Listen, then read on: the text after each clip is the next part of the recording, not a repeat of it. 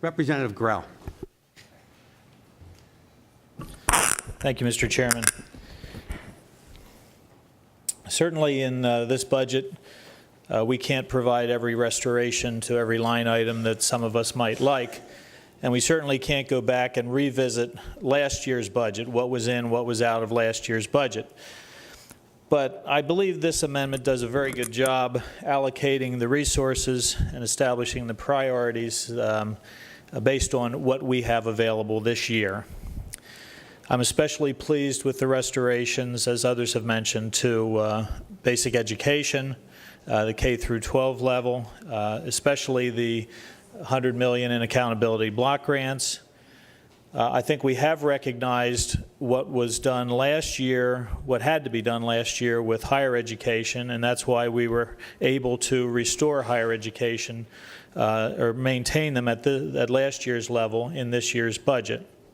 I'm also pleased with the restorations that were made possible through this amendment for our hospitals and nursing homes, and particularly the special attention that's given through this amendment to the intellectual disabilities community by finding the $17 or $18 million to make sure that the 700 students that are coming out of high schools and another 400 and some adults who are on waiting lists for services will get those services through this special addition made possible through this amendment. I'm also pleased, as you might expect, that we're fully funding our pension obligations in this year's budget. Now, I will agree with the minority chair and his concern about the lack of funding for transportation infrastructure in this budget. But I would note that that's all the more reason that we not spend every cent that may be available in the Treasury through this budget, because we are going to need that money. But when the minority chairman comments about school taxes, and he says that you only have to read the newspapers to see the school tax increases under Governor Corbett, does he really believe that people don't remember the school tax increases even during the high-spending education years under the former governor?